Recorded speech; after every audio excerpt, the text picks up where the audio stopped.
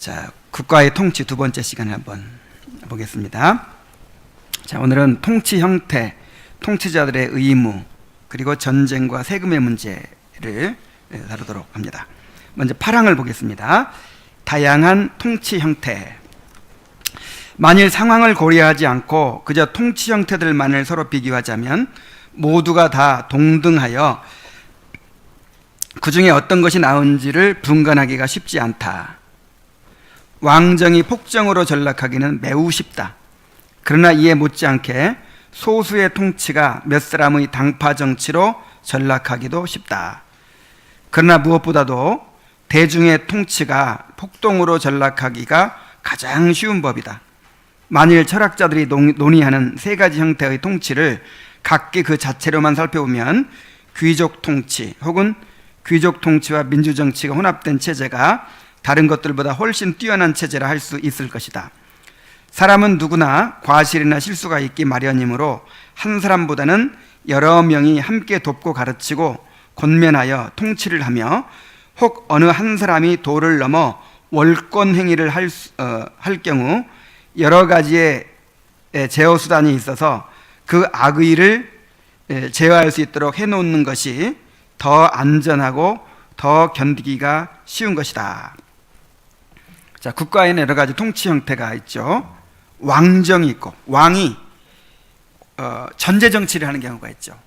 한 사람이 절대 권력을 가지고 이렇게 통치하는 그런 전제 정치, 왕정이 있고, 그 다음에 이제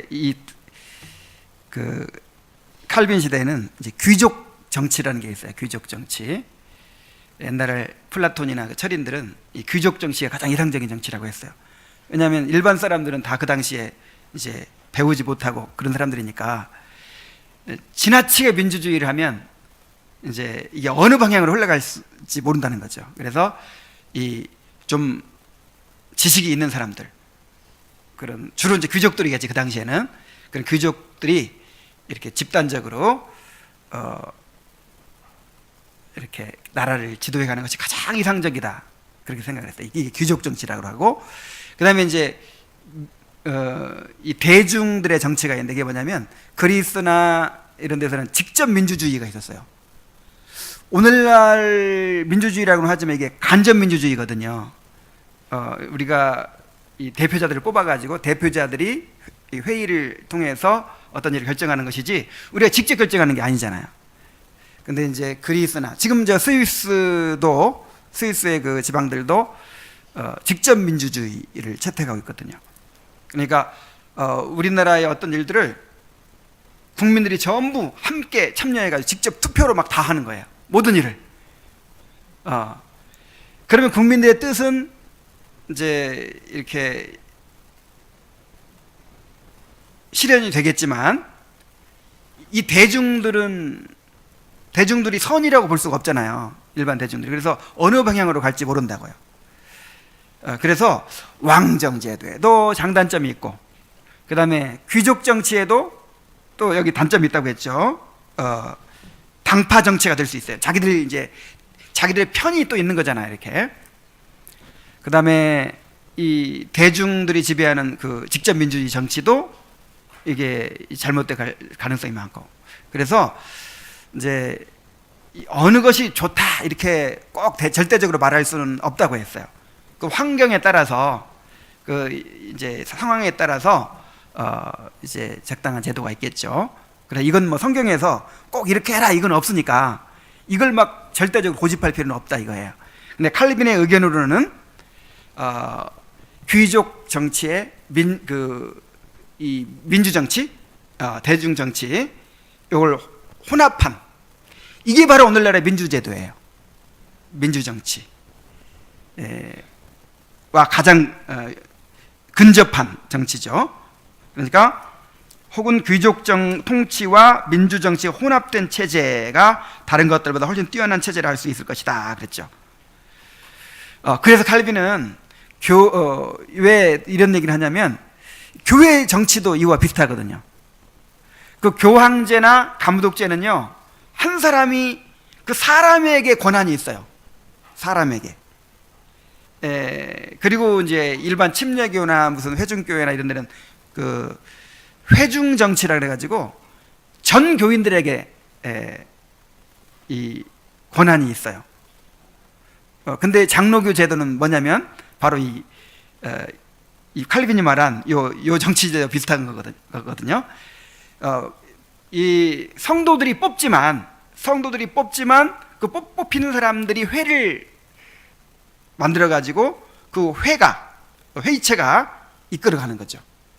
모든 일을 성도들이 다 투표해서 정하는 거 아니에요. 이제 그 당회가 또 노회가 그렇게 이제 이렇게 정치를 해나가는 건데, 그래도 뽑는 건 누가 뽑으니까? 성도들이 뽑으니까 굉장히 민주적인 것이죠. 그리고 이제 또 큰 일, 뭐 작은 일은 그 회의체가 다 이루어가고, 큰 일, 예를 들어서 목사를 청빙한다든지 아니면 집사 장로를 뽑는 거는 또 직접 뽑아요. 직접 민주주의로 하는 거예요, 그때는. 그래서 가장 교회적으로 봐도 그렇고 이런 사회 정치적으로 봐도 그렇고 그것이 가장 이상적인 것이다, 이렇게 이제 칼빈은 보고 있어요. 여호와께서 다윗에게서 그리스도의 형상을 제시하시기까지, 다시 말해서 왕정을 세우시기까지 이스라엘 백성들을 가장 좋은 처지에 있도록 하시기 위해서 그들 중에 민주정치에 근접하는 귀족 통치를 제정하심으로써 친히 그의 권위로 이 점을 확인하신 것이다. 그 구약 시대에 왕이 있기 전에는 이 장로들을 뽑았잖아요.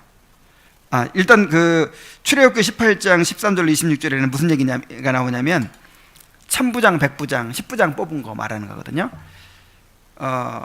처음에는 모세 혼자 다 그렇게 했어요. 다 재판을 했어요. 근데 이제 장인 이드로가 그렇게 하면 너무 지치니까 이것을 천부장, 백부장, 십부장 뽑아가지고 작은 문제는 십부장, 좀 더 큰 문제는 백부장, 더 큰 문제는 천부장에게로 가게 해라.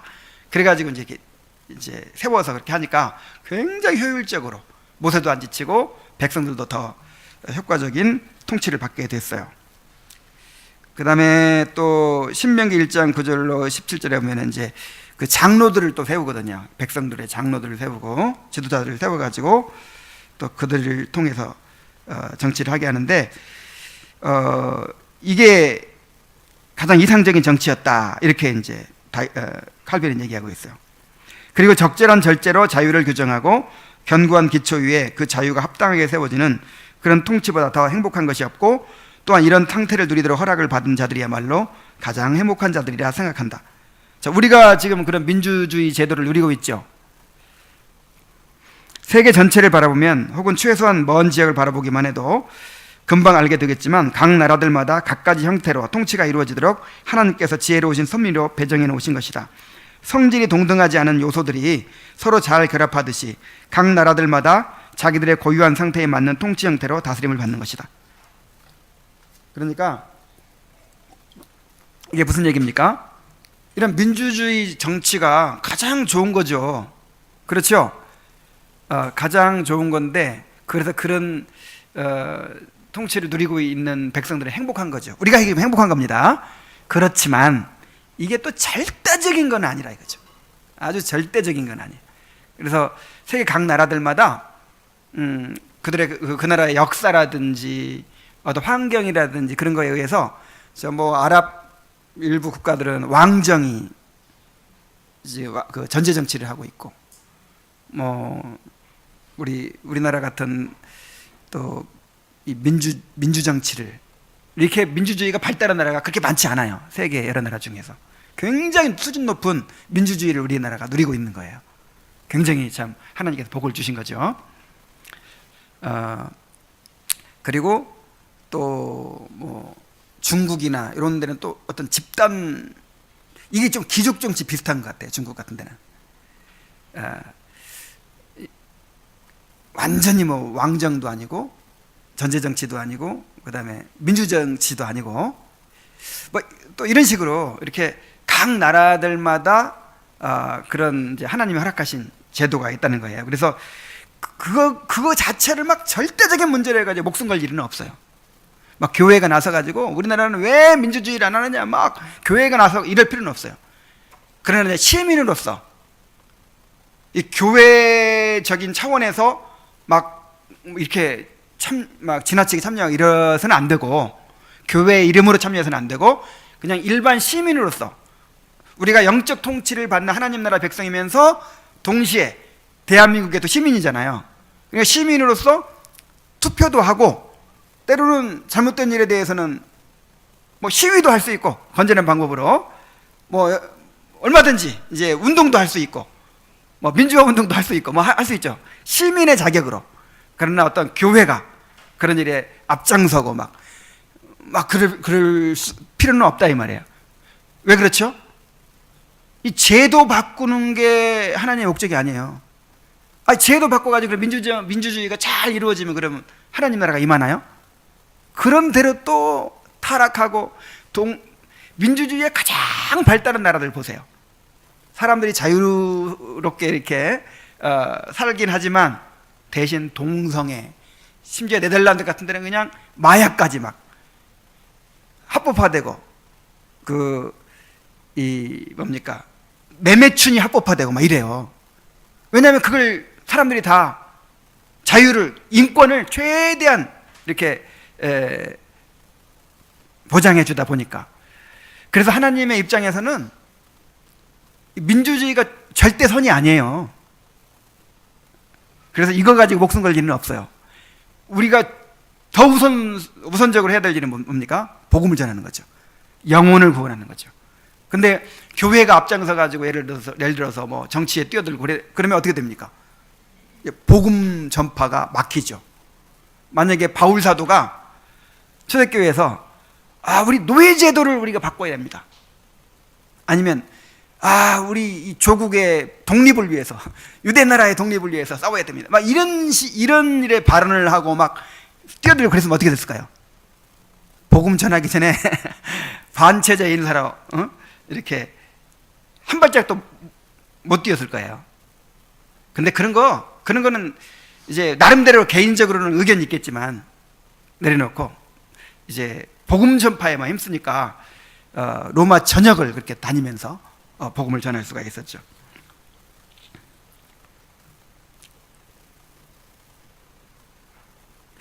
자, 9번 구항을 보겠습니다.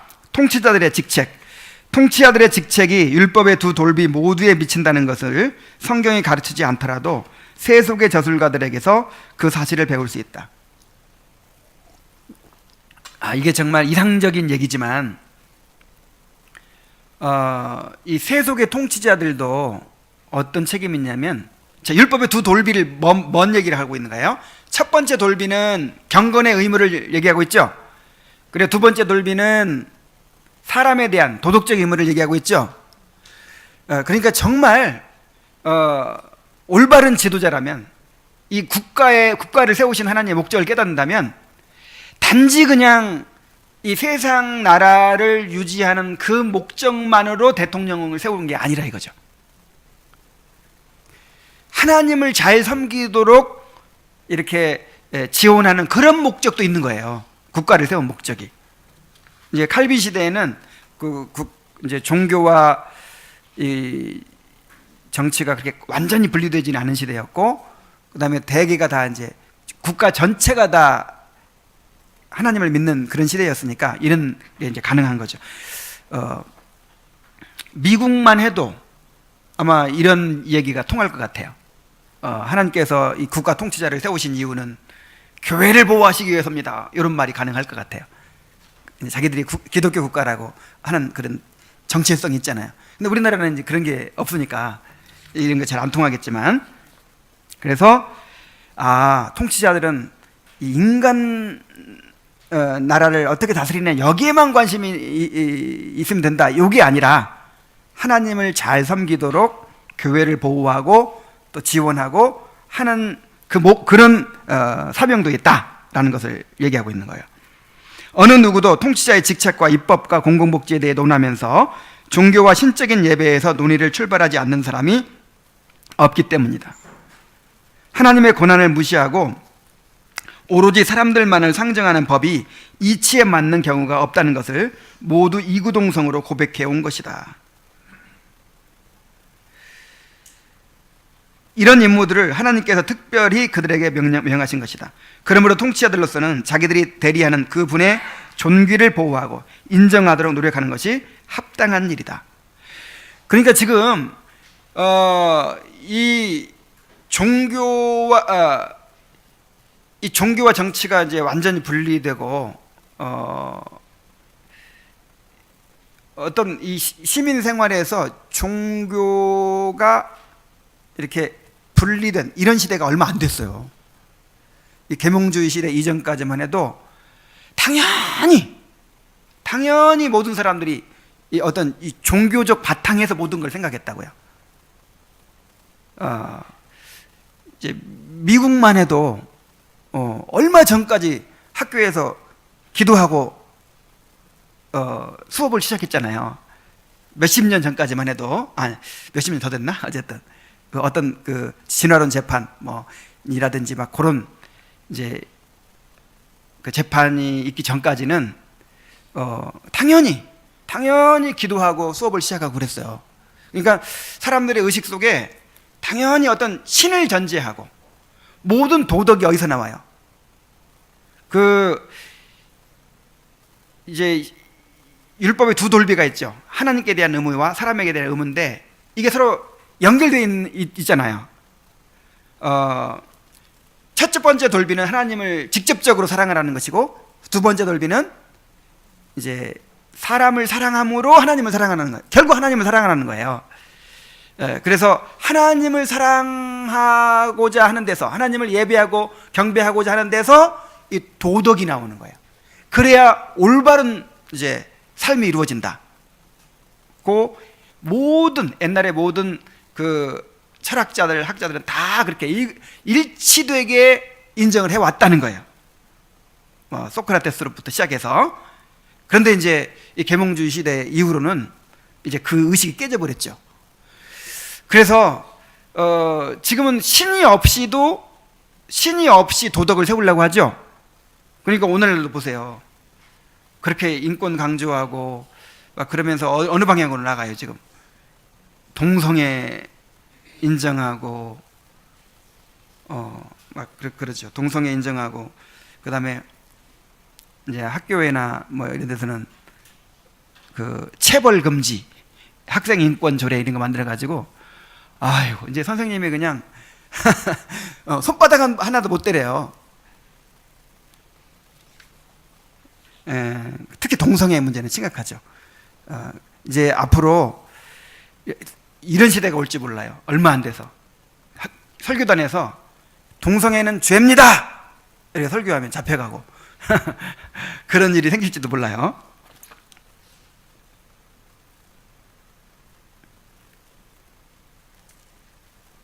성경은 거룩한 왕들을 칭송하는데 이는 하나님께 드리는 예배가 파괴되었을 때에 그들이 그것을 회복시켰고 또한 종교의 문제를 잘 처리하여 그것이 순결하고도 흠없이 번성하도록 노력을 기울였기 때문이다. 반대로 성경은 무정부 상태를 악한 것들 가운데 하나로 취급하고 있다. 두 번째 돌비에 관해서는 통치자들은 공공의 안전과 겸손과 예절과 평온의 보호자여 시행자로 세움을 받았으며 또한 그들의 유일한 임무는 사회 전체의 안전과 평화를 도모하는 것임을 보게 되는 것이다. 그러나 악인의 악행에서 선인들을 보호하고 눌린 자들을 돕고 보호하기 전에는 이를 수행할 수가 없으므로 악을 행함으로 공공의 평화를 어지럽히고 저해하는 노골적인 신성 모독자들과 범죄자들을 강력하게 억제할 수 있도록 그들에게 필요한 권력이 주어져 있는 것이다. 그래서 이걸 모르는 사람은 어쩔 수 없지만 앞으로 우리 그리스도인들 가운데 통치자가 나오면 자기의 사명을 깨달아야죠. 내가 이 나라가 부강하도록 하는 것만을 위해서 세워진 것이 아니라 이 땅의 교회를, 하나님의 나라를, 그러니까 내가 직접 참여할 수는 없지만 말씀 전하고 막 교회에 막 돈 대주고 이럴 수는 없지만 뭔가 이렇게 배경을 만들어줘야죠. 교회가 박해받지 않도록 또는 교회가 잘 성장하도록 어떤 공정하게 그렇게 역할을 하는 그런 통치자가 돼야 되겠죠. 10항을 보겠습니다. 통치자들의 무력 사용의 정당성. 만일 하나님의 법이 모든 그리스도인들에게 살인을 금하고 있고, 또한 선지자가 하나님의 거룩한 산, 즉 교회에 대하여 예언하기를 거기서는 사람들이 해됨도 없고 상함도 없을 것이라고 예언했다면, 과연 통치자가 어떻게 경건한 사람이면서 동시에 피를 흘릴 수가 있겠는가 하는 것이다. 이게 제세례파의 주장이에요. 또 여호와 증인들도 그런 생각을 가지고 있죠. 어떻게 하나님 믿는 사람이 왼뺨을 치며 오른뺨을 돌려대라고 막 그렇게 배운 사람들이 총 들고 적을 죽일 수가 있어요. 그리고 범죄자를 막 사형에 처하고 어떻게 이렇게 할 수가 있느냐는 거죠. 그래서 통치자가 되면 안 되고, 공무원 되면 안 되고, 또 전쟁하면 안 되고, 전쟁에 나가서 총 들면 안 되고, 이제 이런 사고가 나온 거예요. 그러나 통치자가 형벌을 시행할 때에 자기 임의로 하는 것이 아니라 하나님의 심판 그 자체를 수행하는 것이라는 사실을 이해한다면 이 문제로 방해를 받지 않을 것이다. 그렇죠. 내가 개인적으로 죽이는 것이 아니라 하나님의 심판을 대행하는 거예요. 그래서 사형 선고를 내리고 사형을 시키고, 요거는 살인이 아니에요. 하나님의 심판을 대행하는 거예요. 하나님의 율법은 살인을 금한다. 그러나 살인자가 형벌을 받지 않고 그냥 지나가는 일이 없도록 입법자 되신 하나님께서 친히 그의 사역자들의 손에 칼을 두셔서 모든 살인자들을 처단하게 하시는 것이다. 바울은 말하기를 그들은 하나님의 사역자로서 공연히 칼을 가진 것이 아니며 악을 행하는 자에게 진노하심을 따라 보응하는 자라고 한다.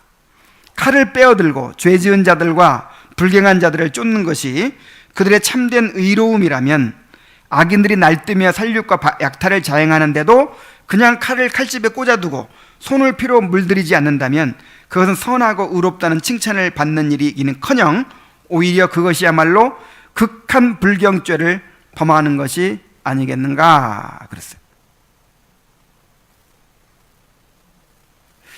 그러나 나는 부당하게 가혹한 처사를 행하는 것을 편드는 사람도 아니요 관대한 조처가 없이는 공정한 심판이 선언될 수 없다고 생각하지도 않는다. 솔몬의 말처럼 왕은 진리로 스스로 보호하고 그의 왕위도 인자함으로 말미암아 견고해지는 것이다. 그러나 통치자로서는 다음 두 가지 면에 주의를 기울여야 한다. 너무 지나치게 가혹하게 처리하여 치유하기보다는 오히려 해를 주어서도 안 되고, 관대한 조처를 맹목적으로 선호하는 나머지 끔찍스러운 부드러움 일변도의 태도에 빠져서 수많은 사람들이 파멸하도록 악을 그냥 비호하여서도 안 되는 것이다. 아무것도 허용하지 않은 군주 밑에서 산다는 것은 정말 불행한 일이다. 그러나 무슨 일이니 다 허용한 군주 밑에서 사는 일은 그보다 더 불행한 일이다.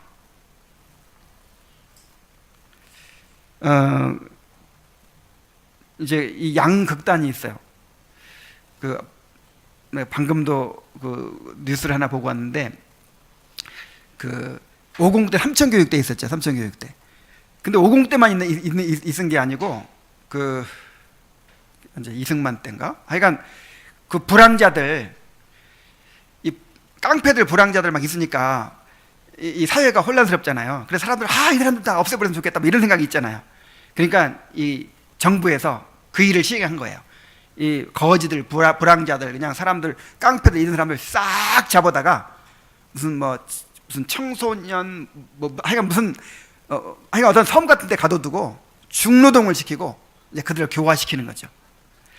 자, 근데 이런 일에는 꼭 악이 끼어들잖아요. 그러니까 억울한 사람들이 너무 많이 잡혀간 거예요. 그냥 누가 이웃에서 저 사람 나쁜 사람이라고 이렇게 하면 그냥 잡아가 버리고, 그리고 이제 내가 잡아가는 사람이에요.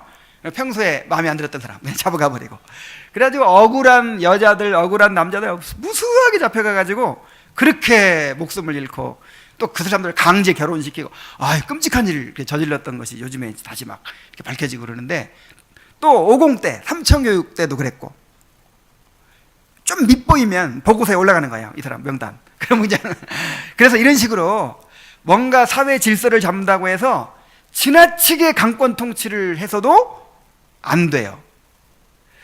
그러나 또 한 가지, 또 다른 극단은 인권을 존중한다면서, 요즘 우리나라가 조금 그런 경향이 있지 않나요? 경찰을 아주 그냥 우리 경찰을 안 무서워한대, 우리나라 사람들은. 아주 경찰이 쩔쩔매요. 내가 그걸 어떻게 알았냐면, 저쪽 교회에 있을 때 거기서는 이제 이단 상담을 하기 때문에 항상 그 신천지 같은 데서 이단 단체에서 이렇게 시위를 하고 막 욕하고 막 예배 방해하고 이렇게 오거든요. 그럼 이제 경찰을 불러요. 그럼 경찰이 쩔쩔매요. 꼼짝 못해요. 막 경찰한테 막 소리치고 막 그냥 막, 그럼 경찰이 그냥 뭐 말도 못하고 그냥 어영쩡하다 그냥 가요. 왜냐면 조금만 잘못하면 이제 무슨 뭐 그런 게 또 있죠. 이제 인권 탄압이다 뭐. 그래서 경찰이 너무 약하다. 이런 경찰을 믿고 살겠나, 그런 생각이 들더라고요. 경찰을 무서워해야지. 그래서 이 칼빈은 뭐라고 해요? 그 악독한 지나치게 강압적인 통치자보다 더 나쁜 게 뭐라고요? 그냥 허용해주는. 근데 부모도 똑같대요. 부모도 지나치게 강압적인 부모가 있죠. 막 매로 다스리는 부모. 그리고 막 꼼짝 못하게 하는 부모가 있어요. 이제 이 강압적 부모. 그런데 허용적 부모가 있어요. 모든 걸 허용해. 그래, 그렇게 해라. 띵깡 부리면 들어주고. 자, 어떤 부모가 더 좋은 부모일까요? 굳이 따진다면 이 허용적 부모가 더 나쁜 결과를 낳는데요. 더 아이들 자존감도 낮고, 그 다음에 인내심도 없고, 더 아주 그냥 더 나쁜 결과를 갖는 거예요. 이게 가장 좋은 거는 권위가 있으면서도 인격을 존중하는. 야, 우리 교회 아빠들이 다 그런 것 같아.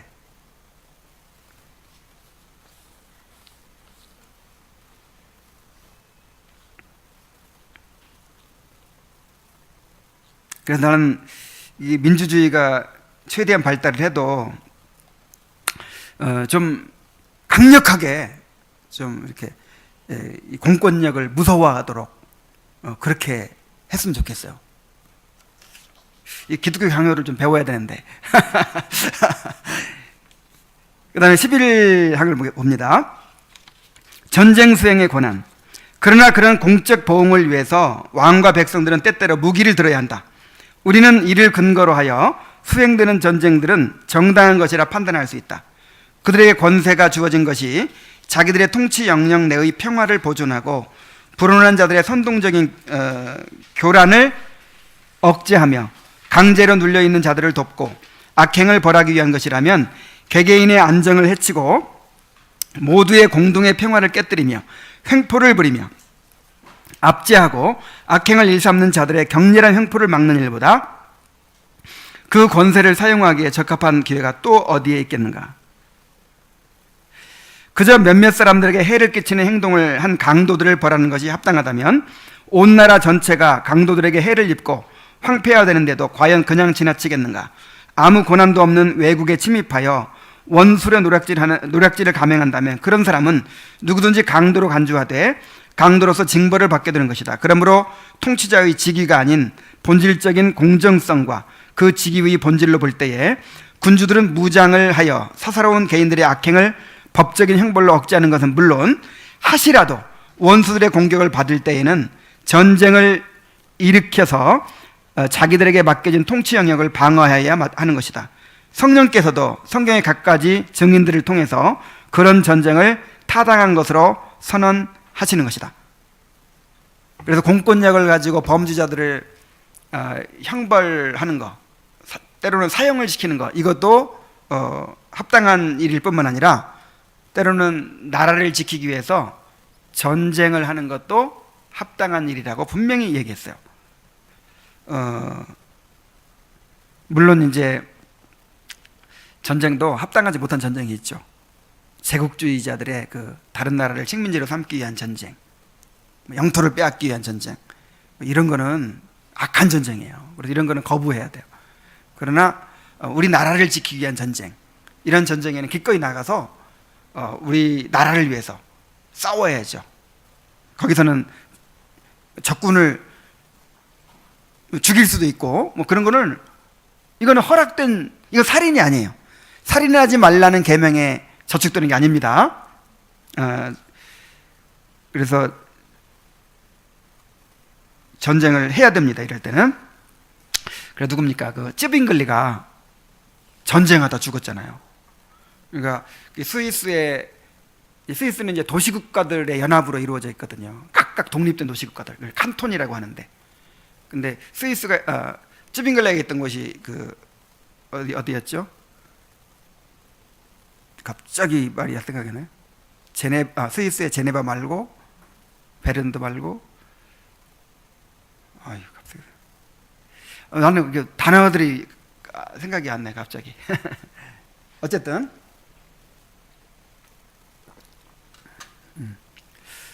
이제 그 카톨릭 세력이 쳐들어오는 거예요.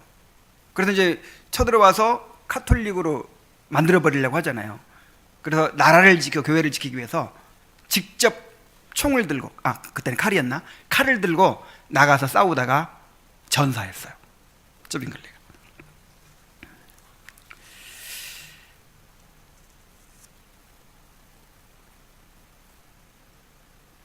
자, 12항을 보겠습니다. 전쟁 수행의 지침.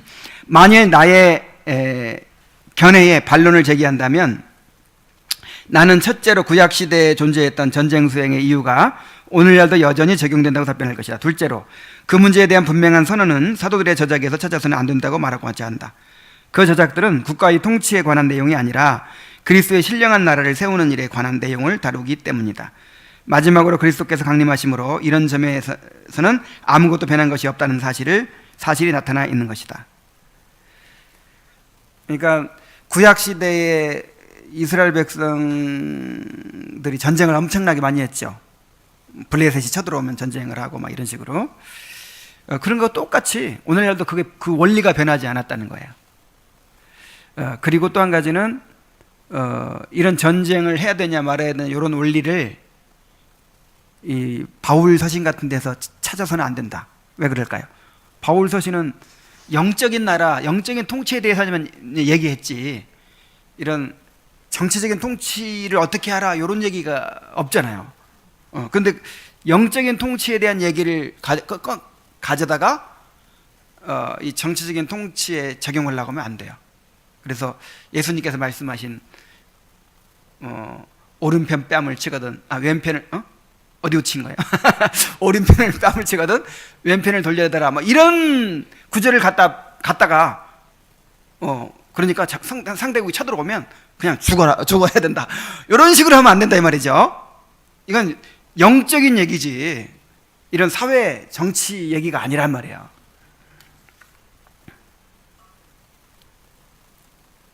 만일 아우구스티누스의 말처럼 기독교 교리가 모든 전쟁을 다 정죄한다면 군인들이 구원에 관하여 질문했을 때 무기를 버리고 군인의 직무에 완전히 떠나라고 대답했어야 옳을 것이다. 그러나 그들은 사람에게 강탈하지 말며 거짓으로 고발하지 말고 받는 급료를 족한 줄로 알라라는 대답을 들은 것으로 성경은 기록하고 있다. 이게 세례 요한이 그렇게 얘기했죠.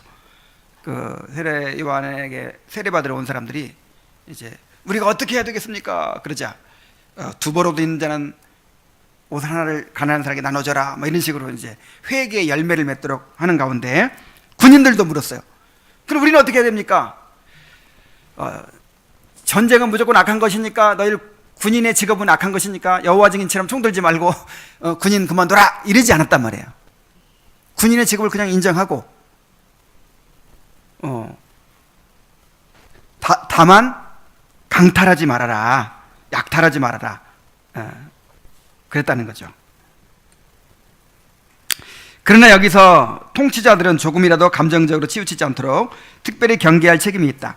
벌을 가해야 하는 경우를 할지라도 격렬한 분노에 휘말리거나 증오심에 사로잡히거나 아니면 무자비한 가혹함으로 불타올라서는 안 되는 것이다.